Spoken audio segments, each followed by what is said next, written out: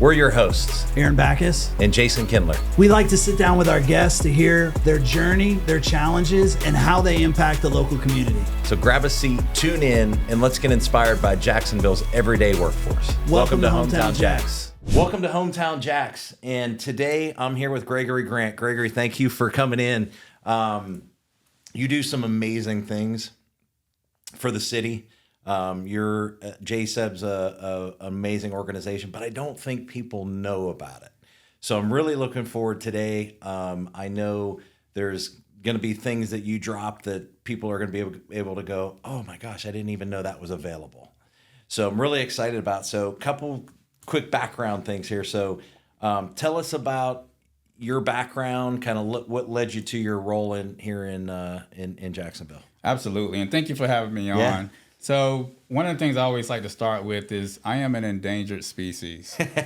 I am a native of Jacksonville, native of Duval County. Awesome. And I'm really proud of that fact, meaning that I've been able to see this city change over the course of 5 decades. Yeah. So that's really interesting to see. I was raised in an entrepreneurial family. Okay. And when I say entrepreneurial family, not the typical entrepreneurial family. Okay. We're talking blue collar type entrepreneurship. And so I was reared in the tile contracting industry. And so that's what I grew up doing. I've owned 8 companies in Duval County, myself in different industries, different types. So sole proprietor, partnerships, strategic alliances, franchise, so all different types. And building a business is really no small feat. It takes a lot of tenacity. As you know, business ownership is one of those things you have to really be committed to, and I feel that it's a part of my life.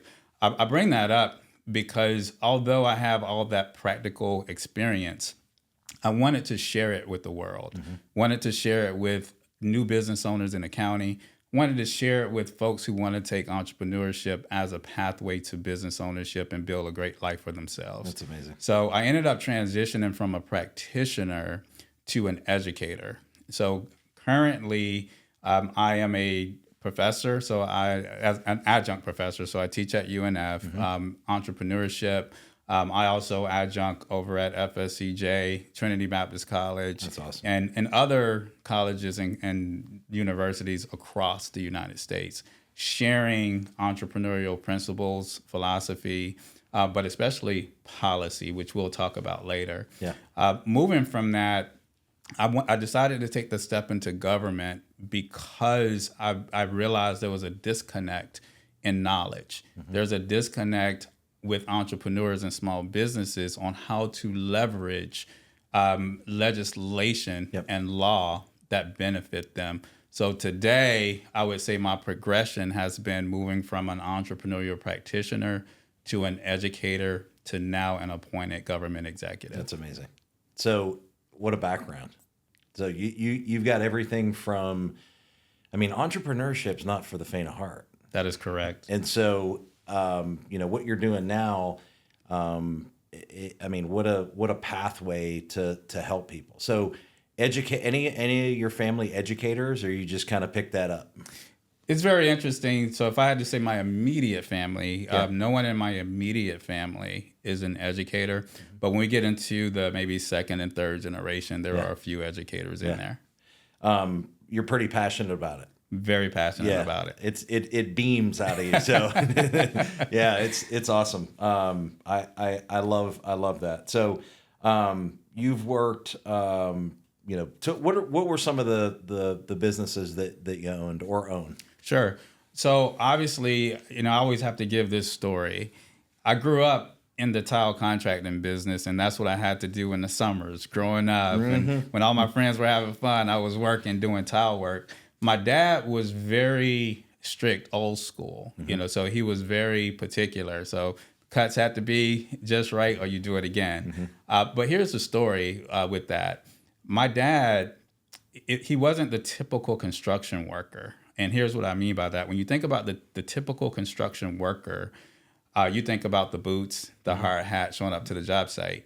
Well, my dad would show up with a Cadillac, with a matching trailer, on the back of that Cadillac. Oh, wow. And we would be dressed the way I'm dressed right now, showing up on the job Really? site. We would go into one of the rooms of the new constructed homes or a porta potty, change into our clothes, and we would do tile work. We would remodel bathrooms, kitchens, new construction, and all of that. And then after we finished, we would clean up, dress again, and get home by 4 o'clock. And we would start early, like 6 in the morning. Yeah. And what I learned is the pride of what you do. Own your process. And that was his process. And to this day, he still does the same thing. He now drives a Mercedes, but he does the same thing. And it taught me that it didn't matter what the widget was. Didn't matter if you were scrubbing toilets. Didn't matter if you was shoveling a hole. Or didn't matter if you was running a mega company. You show up with the same pride. You show up with the same sense of ownership. And you do that in everything that you do. So I ran from the tile business, needless to say. But the very first business I developed was that tile business. It was the first business where I made my first six-figure income at a very young age in my 20s. And, like some of us in our 20s, we don't have good financial habits all the time. And so while I was making great money, built up to 8 crews and had large contracts with Lennar Homes and some of the big companies out there, I wasn't the best steward financially because we think the money never is going to run out. 2008 happened.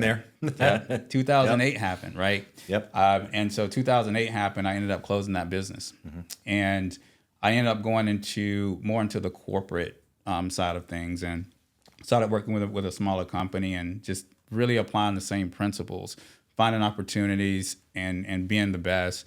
And worked in corporate America. It taught me how to be an entrepreneur. Same concepts as entrepreneurship, same concepts as owning my own business, but doing it inside of a company. And I did that for several companies, not only smaller, I call them smaller businesses that were kind of like $5 million companies, but also did the same thing for mega companies such as Ace Cash Express, worked for them, Waste Management, everybody familiar with. So a lot of big companies. But it came a time when I said, okay, I'm making all these folks money. I want to make money for myself again. And I opened up a rent-a-car company. Actually, it was a franchise. Many of us are probably familiar with Avis Budget. So I was an owner-operator there for a while. But at the same time that I owned that, I owned a tax company, a brick-and-mortar tax company on the west side of town. I started a commercial cleaning business at the same time. I also started a consulting firm at the same time, and several other companies. So I was running all these businesses simultaneously. And as I was running, it was a lot. And as I was running those businesses simultaneously, you learn skill sets such as proper delegation and so forth and so forth. But it came to a point to where I think many successful business owners come to. It stopped being about the money, how much money can you make, and so beyond the money, what are you passionate about doing? And I wanted to replicate or create models that I can show or provide to entrepreneurs at all levels, specifically small businesses, to help them be sustainable, not just start, but not shut down. And I think that's a big factor. We live in an age right now where many companies start, when we had the recession that just passed, or the pandemic, that just happened. It was the growth of the birthplace of many LLCs, the most in history. So starting a company or creating the name and all of that stuff is the easy part. It is, how do you prevent those companies from failing? And my driving force has been this. We hit a statistic that 9 out of 10 businesses fail. I think we've all heard that before. I was never intrigued with that. I was always intrigued with, how do 1 out of 10 businesses succeed? Make it, And once I determined a framework for that, I decided to share it through education and through government policy. So I transitioned all of my businesses into what I would call something special for the future for myself, while I'm able to give this to the world. That's amazing. So there's not any, being a business owner myself, there's not any blueprint. Correct. There's just not. I mean, you can look online, you can try to figure out those things. You can talk to people, but the whole scheme of running a business, there's not anything. So this is very interesting. You hit some motivational stuff there too. Some motivational stuff. So let's talk a little bit about EBO, JSEB. So for those who aren't familiar, what is the program, and tell us a little bit about it. Why does it matter? Certainly. So I want to first start with the acronyms. So I'm an Army veteran. So if I start saying acronyms, just let me know and I'll explain them. So EBO, that's Equal Business Opportunity Division. JSEB, which is Jacksonville Small and Emerging Business, and that's a certification program. Okay. These offices and the certification was created to ensure that small businesses were treated fairly for bidding on contracts with the city. The program has been in establishment for about 20 years now. And here's what I can say about the program. Number one, we just recently won the Florida League of Cities Economic Advancement Award for the JSEP program as being the most exceptional civic program in the state of Florida. Wow, congrats. Thank you. That's awesome. And it would serve as a model, for other cities. But here's what's special about it that I always like to say, because a lot of people always ask, well, what's the secret sauce? Why should I join it? What is it going to do for me? Here's a couple things. Number one, in the JSEP certification program, I created a framework, a 5-system framework. And that framework consists of legislation, that's number one, education, number 2, community, number 3, capital, number 4, and contracts, number 5. In that specific order. Got it. What I found is many people get these certifications. We have a JSEP certification program. It is a local certification program. But there are all types of certification programs. You have DBE, you have OEO locally. On the state level, you have MBE, you have WBE, VBE. On the federal level, you have those set of acronyms. But the question is, how does that really position a business for success, adding as one revenue stream to their portfolio? And here's the thing. I can provide a contract opportunity, but if you don't know the law that helps you to leverage that opportunity, then you're going to be at a disadvantage. Yep. Large companies know the law, and if they don't, they hire major lawyers who know the law, right? Education. If all you know how to do is to go to some type of a workshop and learn how to read a spreadsheet, learn how to write a business plan, and all those things, that is great. But if you don't have the practical education system that you live every day, then again, we're not really positioning you for sustainability. Community, what's really underutilized is the value of social assets. You have to build relationships in business. Sure. You don't have the relationships, everything else becomes luck instead of strategy. And then capital. Well, I can offer you a contract for $5 million, but we all know that sales cost money. Growth costs money. So if you can't finance that growth with resources such as more staff, more technology, whatever you need to service that contract, that becomes a interesting hardship. And so we have capital within the certification program. And then lastly, the contracting opportunities in JSEB is not only city-driven. Part of it is what we have in the city, but it's also what happens outside of that nucleus, meaning that we also leverage the program with agencies. So Jaxport, JTA, all those folks. And also everyone has heard of the Stadium of the Future. Those type of relationships also. So here's how the program benefits a small business owner. Number one, I'm going to go back to the first, is the law, legislation. 20% of all contracts that go through the city government comes through my office. And my office designate, based on those contracts, what can be a JSEP certified or JSEP set-aside contract or JSEP participation contract. I heard this and I was like, whoa. That's amazing. And no one else is doing that. That's very special. And it's a huge opportunity. Now, here's my challenge. That's just one piece of legislation, and I don't know if we have time to go through a lot of the others. But here's the thing.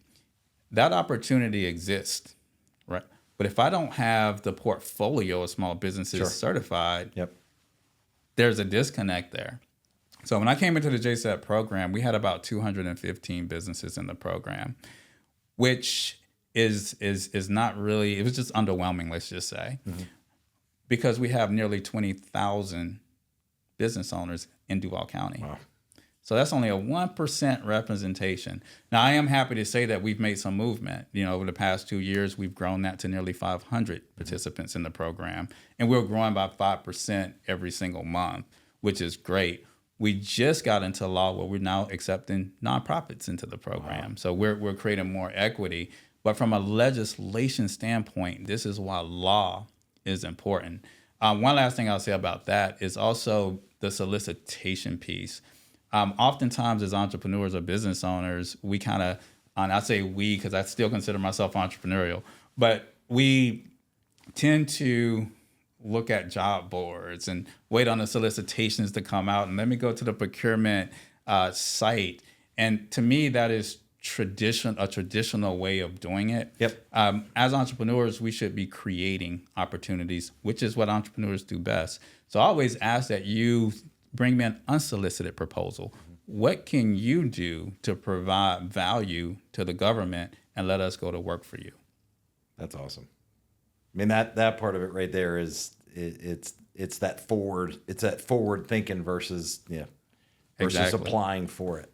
Absolutely. So that's pretty amazing. So somebody that's in the program brings you and says, "Hey, here's what I can do, and here's how I can better," and your organization, you can go help with that. Absolutely. And I have these conversations all the time. And here's the thing. A lot of times, I'll get someone that come to me and say, "Mr. Grant, I want to talk to you about an opportunity that I see that I can add value to the city." It comes in different ways. So for an example, you may bring me an opportunity. It might not be the right timing or the right service or the right product or the right system or process for the city, but it might be the right system, process, and timing for another JSEB in the program. I've seen JSEBs work with each other and help each other through contracting and such. So it's not a one-sided coin. It is really a community-based coin. Do you have? Is there a number? Is there a statistic of that you have? And you may or may not, but just city of Jacksonville. Is there numbers of what contracts are how much in contracts are coming up and things like that? Is there any numbers like that? So I believe in historic data, right? Okay. And I typically, just to kind of set the pace of the record, I'm all about the bottom line dollar. And what that simply means is a business owner wants to know how much money is going to be put into my account by doing business with you.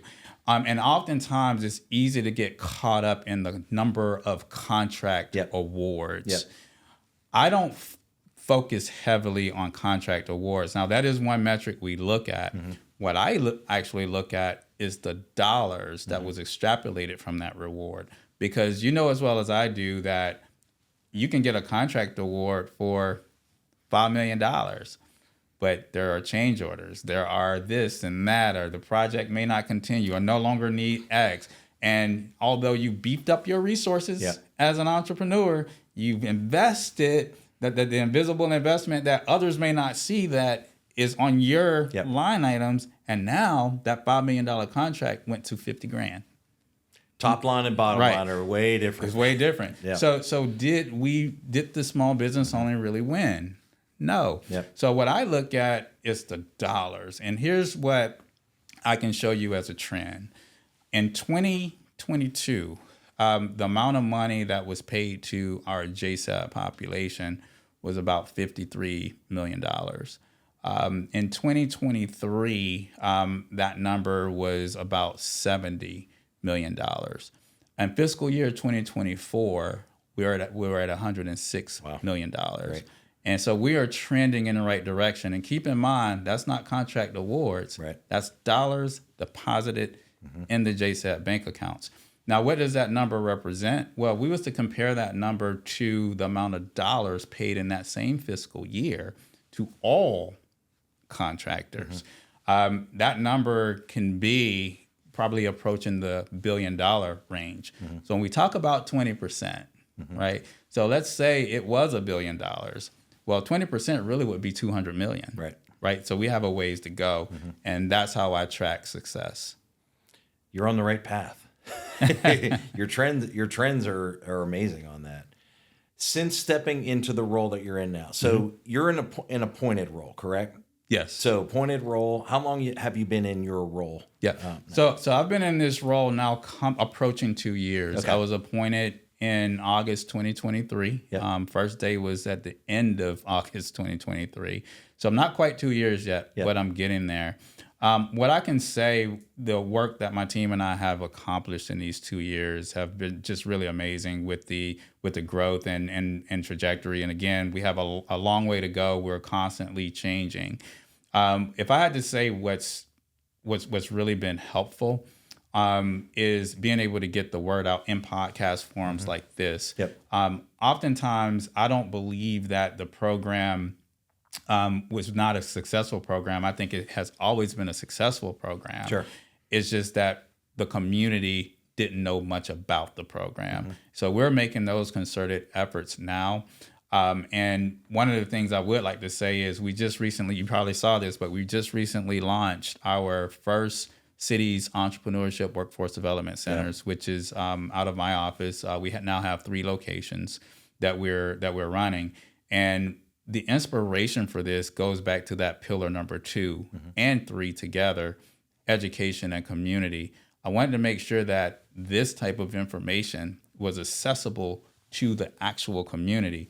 The community, especially entrepreneurs, typically don't have time to go to City Hall, follow website trends. I mean, you're under a car changing oil, you're hustling. But if we come to you and knock on your door and say, hey, I know you're doing very well in the consumer market, but what if you could change the oil in all the police cars and all the fire trucks as a contract? Well, and what if that was then predictable revenue for you for the past next 5 years? And then you start seeing the wrenches drop to the ground and they come to you. You got my attention. So tell me a little bit more about working with this city government idea. And that's what I'm finding is we have to get out of the offices and go in the community. That being said, I would say for me, 75% of my day is in the field. Really? 25% is in the office, which is not typical of government. I have a great team that handles the paperwork and administration stuff. I have to be in the field getting this information out, making sure that our citizens, our small business citizens, know this information, but more importantly, understand the information. That's another big deal to me, is taking the complexity out of the language and simplifying it. My mantra, That's huge. Yes, my mantra is simplify to amplify.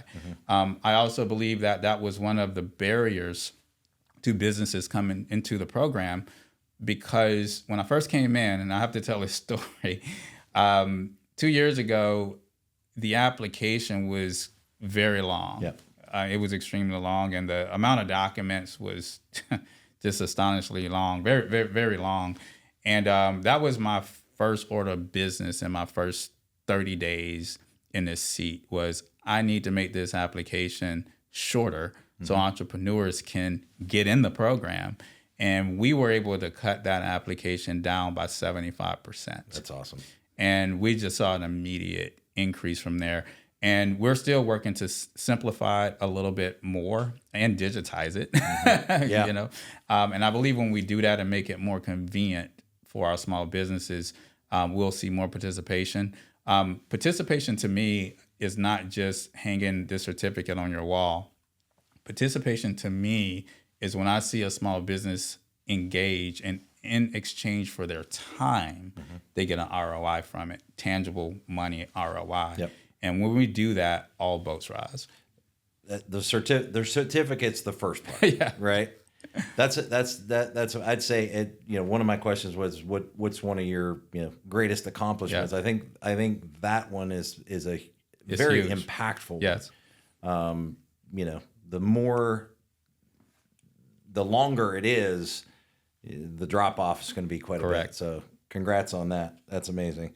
What are some of the challenges that you see in Jacksonville? So what are some of the challenges that you see now or upcoming where your organization can really help? Yeah, some of the challenges I see with Jacksonville, I'm just going to go to the root, is lack of education, and really I could say lack of knowledge, maybe even lack of organized information. I would just say, because we are in an information age where everybody can pull out their phone and ask AI this and that and the other, but what I've realized is with all the growth that our city is experiencing, with all the attraction that we're getting from other states coming here, many of our small businesses are not positioned to take advantage of that growth properly. Yeah.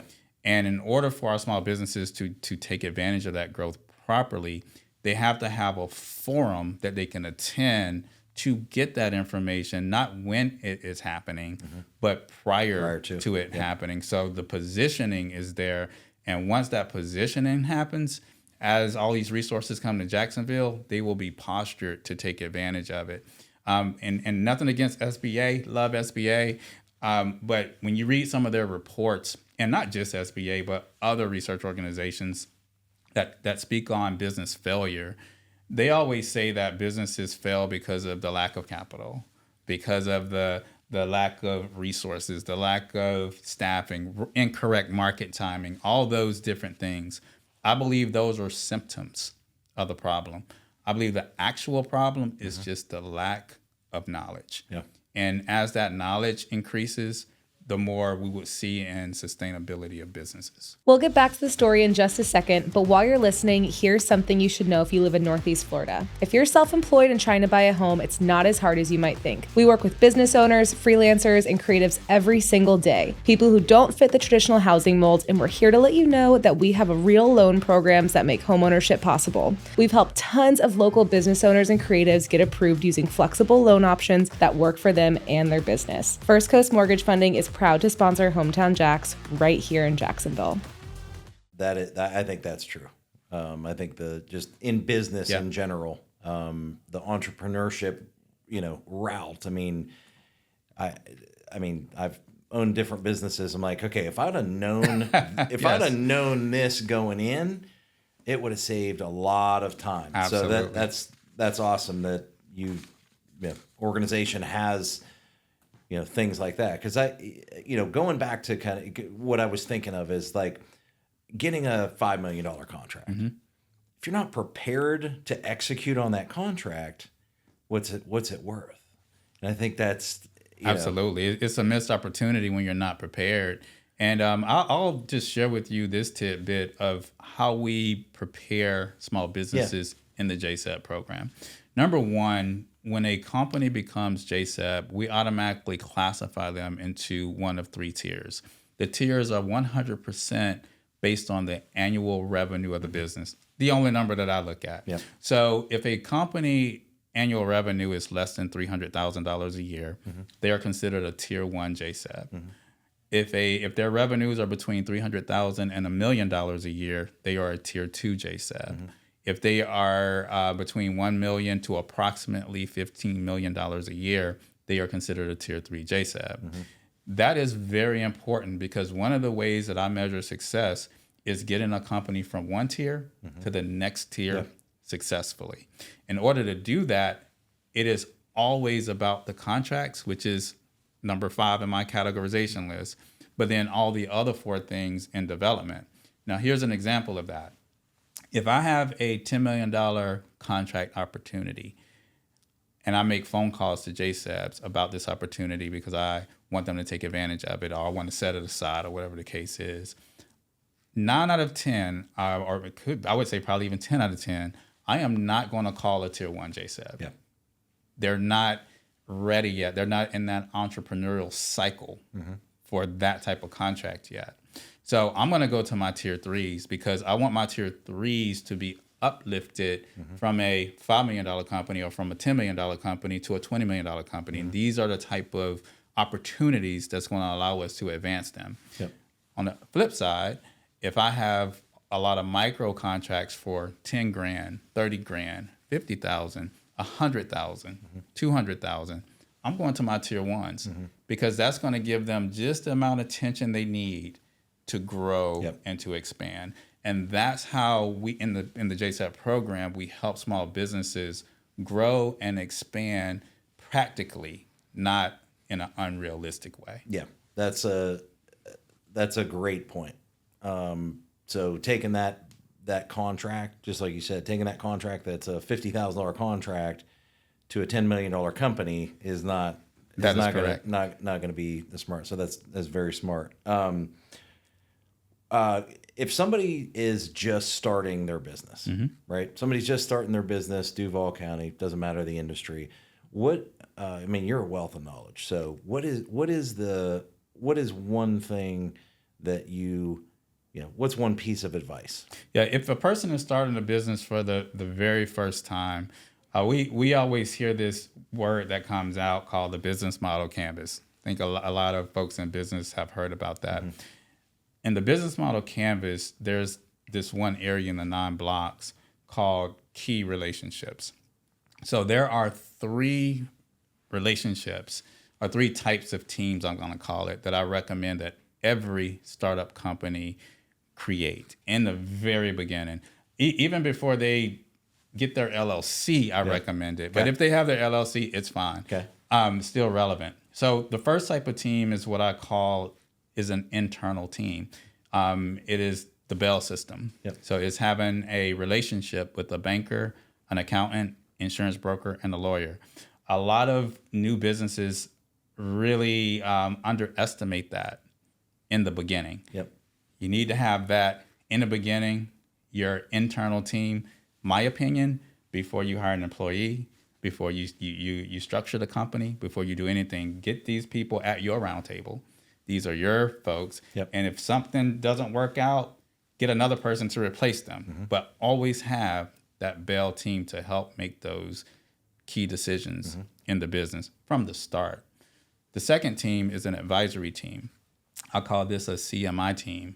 This is having a consultant, a mentor, and an investor.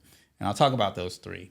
A consultant is going to be someone who provides information, SBDC, a score, or it could be a private consultant. They're going to give you statistical data, meaning my industry or industries that look like mine typically make a 15% profit margin. I might make more or less, but I know the data, the information, how to move. Data's important. Exactly. So they're going to provide the information. A mentor is going to provide you with experiential knowledge. I always recommend having a mentor that is in your industry that is a lot more further along than you, because they're going to at least tell you, I did X, kind of go back to what you're saying. If I would have known that, right? So you would make a great mentor for somebody, right? In this industry, and they'll learn something from you. And there's certain strategies on how you work with these consultants and mentors. The one that's heavily underestimated is an investor. Most people look for an investor after they've been in business for a while and they're trying to scale. Wrong answer, in my opinion. You want to start building a relationship with an investor at inception. And you want to ask that investor this: is my company investable right now? They're going to laugh at you. They're going to say, no, I get it.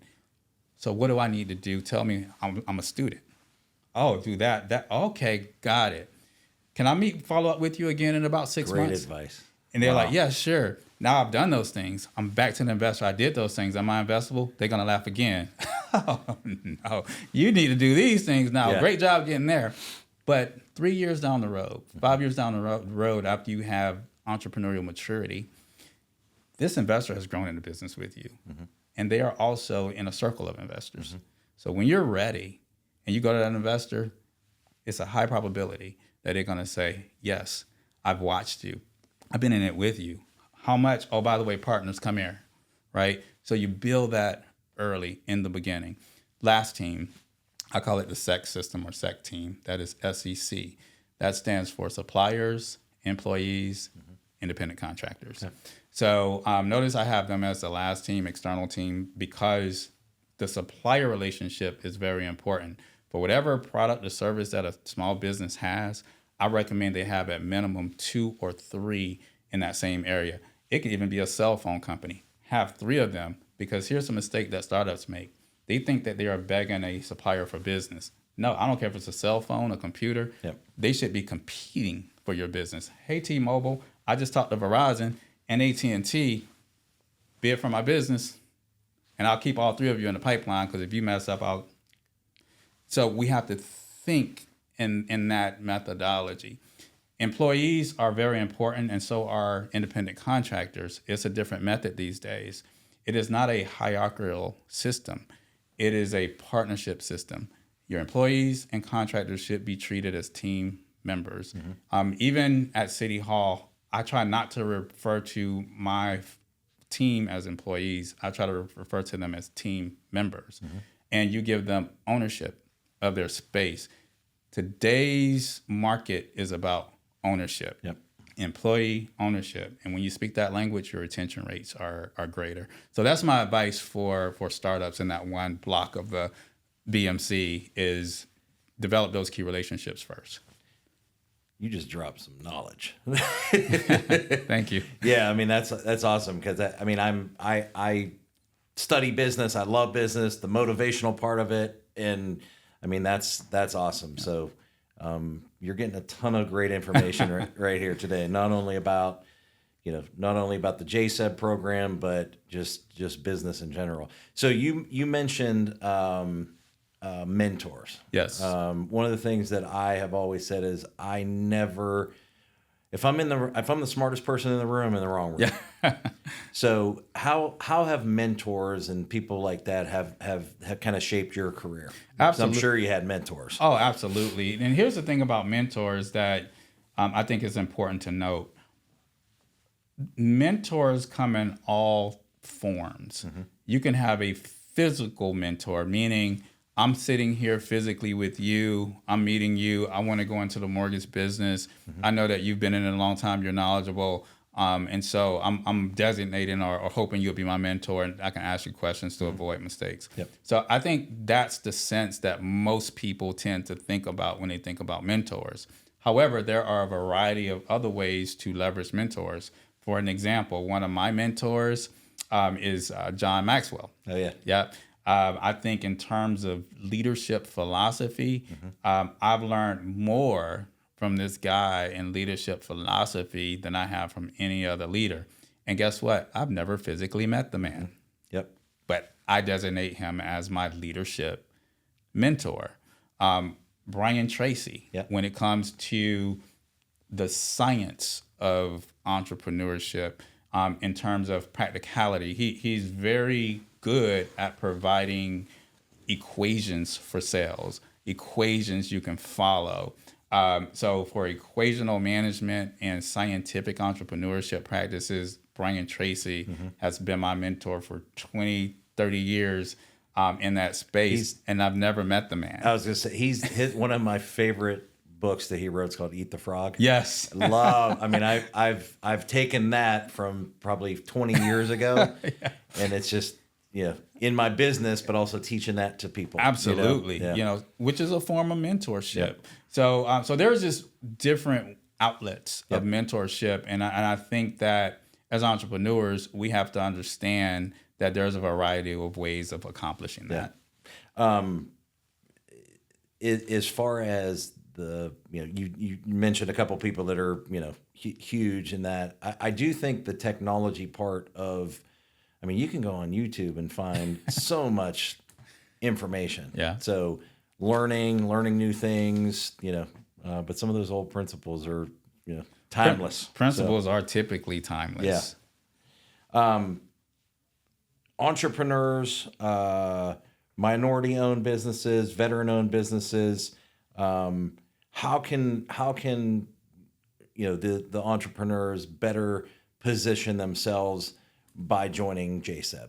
And I think you mentioned just in general, but just Yeah, that's a great reiterate question. that. So when it comes to minority businesses, I want to just make sure that this is explicit. The JSEB program is a race and gender neutral program.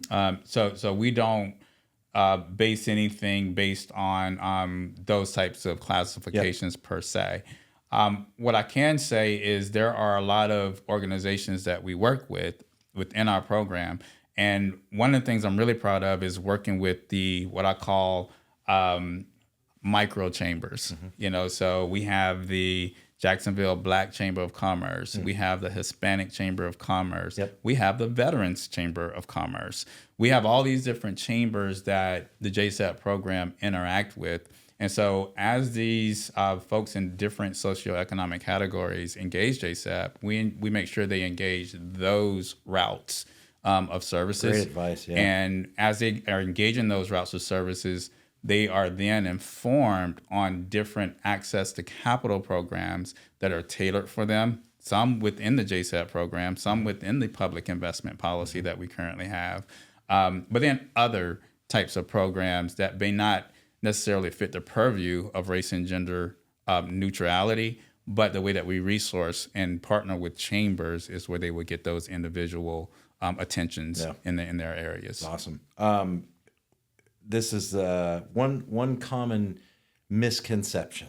Okay. So common misconception that you hear about or you see that people have with dealing with the city. Yeah.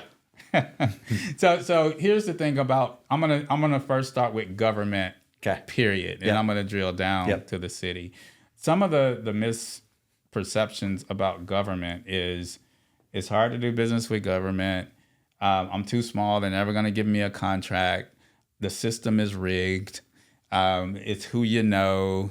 You got to be in the right room. So all those nomenclatures.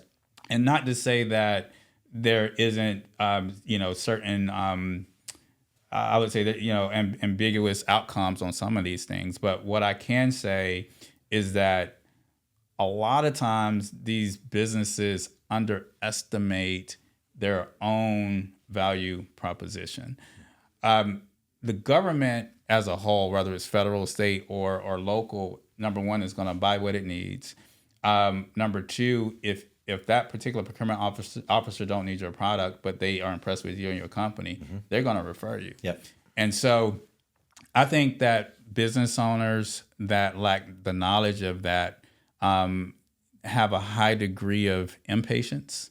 And that impatience stifles their ability to see it through for the long term. I'm going to compare this too, because I think it's important to note that entrepreneurial development is very similar to the human development. And here's what I mean. If you have a business owner that's been in business for 2 years, but then on the human side, you have a 2-year-old, when something don't go their way, that 2-year-old, or they don't get what they want, I love this. What do? They scream, they holler, they fall on the floor, they throw a tantrum, and they hate their parents. You don't know what you just hear all the bad words and just they're red and just and they have to go and cool off for some kids. They can cool off in 5 minutes. Some it takes a day or two, right? Well, inexperienced entrepreneurs go through that same type of deal. They've been in business for 1 or 2 years. They get a certification of some sort, JSEB, MBE, WSB, whatever it is, and they think that the contract going to fall out the sky. I got the certification. Where's my $1 million? Well, It doesn't work like that. It doesn't work that way. Now they're going to kick, scream, the system is against me, you don't like me, blah, blah, blah. So I can always tell at what stage of entrepreneurial maturity a company is in based on how they respond to rejection, I would say. Okay. It's a big indicator. A business that's been in business for 40 years don't react that way. Yeah. So it's a great analogy. So that's how we can tell. Yeah, that's a great analogy. I mean, I've never heard it put that way, but if you think about with the analogy you gave, I'm like, a 2-year-old business versus a Correct. 10-year-old business is Absolutely. totally different. It's totally different. your story's been amazing. You're an integral part of growth in Jacksonville. Where do you see Jacksonville in the next 2 years, next 5 years? That's a great question. I can say that Jacksonville is growing at a very rapid pace currently. And that's because I'm going to talk about the organic piece of it first. When we look at generations right now, we're in an era where it's some of the biggest wealth transfers ever. Baby boomers are retiring out. They're selling their businesses. There was the largest population ever born, and that's being handed down or starting to be drilled down. Right now, it's easy to get into entrepreneurship through acquisition at this point because of so many businesses for sale. So what we're finding is through that wealth transfer, you have a different mindset of people that are in these roles now, or in these wealth roles, I'll call it. And they're coming to Jacksonville because they see opportunity. And especially when you look at the environment today across America in different states, Florida is just primed to bring all these folks and opportunities here. So in the next 2 years, I would say we're going to see twice as many opportunities, in my opinion. I think over the next 10 years, those opportunities are going to continue to unfold. We are seeing a lot of technology come to Jacksonville. We're starting to see it now. We're starting to see a lot of innovation come to Jacksonville at a much faster rate.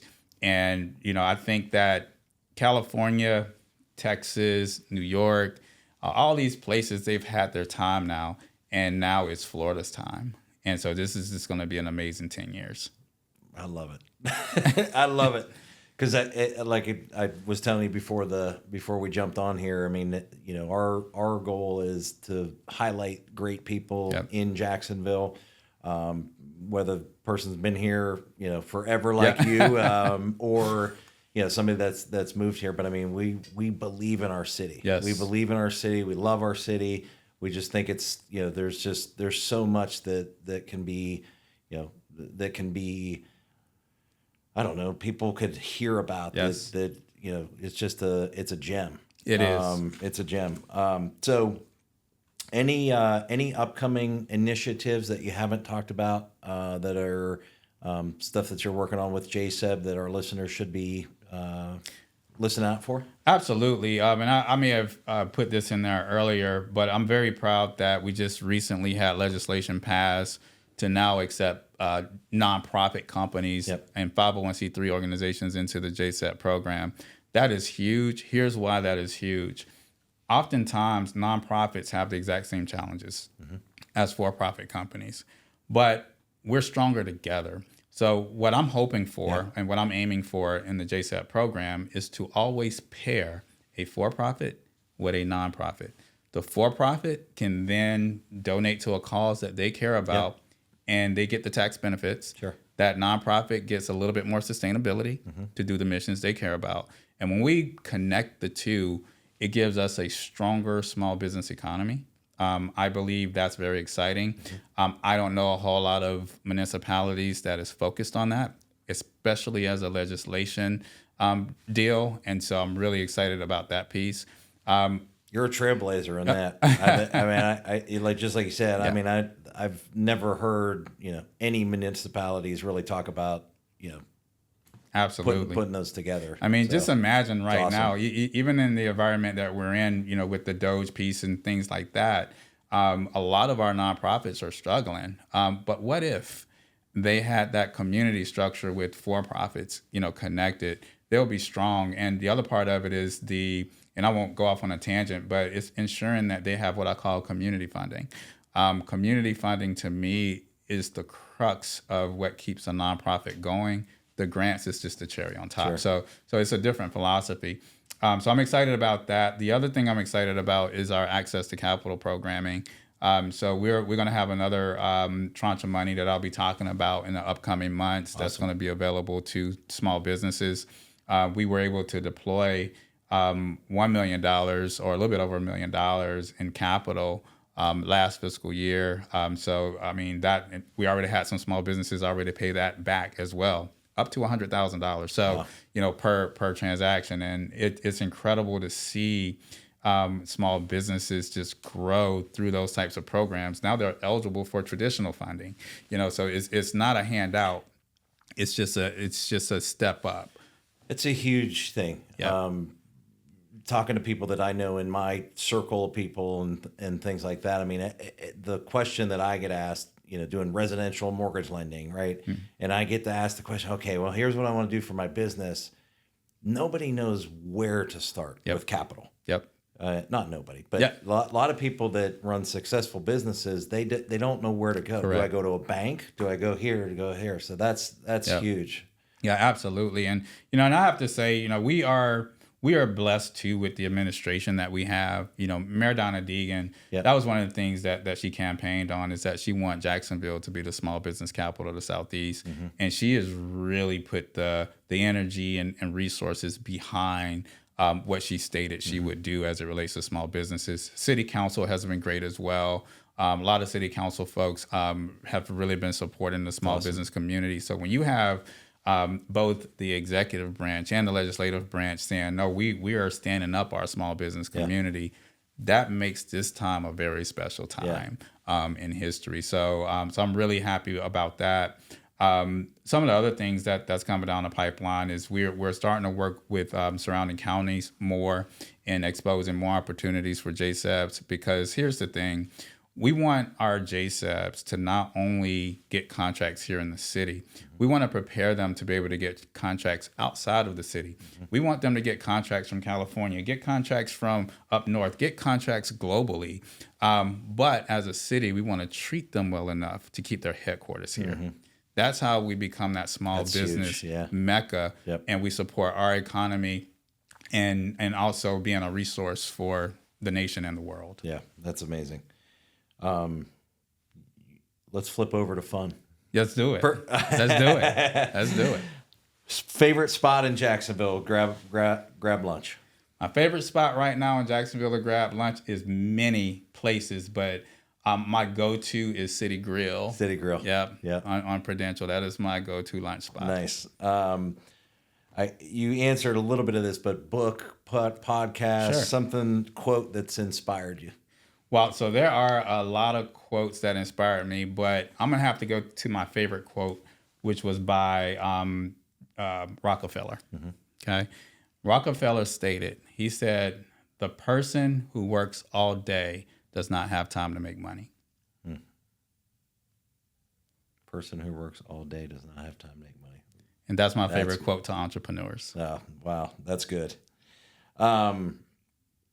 If you could instantly give every small business owner in Jacksonville one thing, what would it be? Education. I knew that. I knew I was going to say that. That's so good. Yeah, I would say to any entrepreneur, and I'm going to start with, let's just say small business entrepreneurs, because that's who we're talking about. And when we say small business, the question I always get is, what's considered a small business? Mm-hmm. So for me, a small business is any business who makes less than $20 million a year. Okay. If you make less than $20 million a year, you are a small business. And the question is, why is that? The reason being is because 99% of all businesses in the world make less than $20 million a year. Global Entrepreneurship Monitor says that there are approximately 582 million entrepreneurs. 99% of them are making less than $20 million a year. 0.08% makes between 20 million and 100 million a year. Only 0.02% of businesses globally make more than $100 million a year. So I put that statistic out there because a lot of times small businesses think that they are behind or that their peers are doing so much better, this and that.